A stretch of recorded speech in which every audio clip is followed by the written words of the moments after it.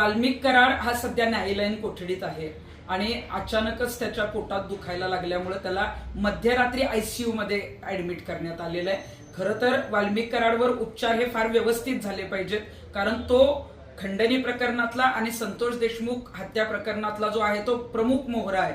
परंतु अशी एक सामाजिक कार्यकर्ती आणि एक या राज्याची नागरिक म्हणून भीती अशी वाटतेय की वैद्यकीय कारणास्तव वाल्मिक कराडला मारून तर टाकणार नाहीत ना.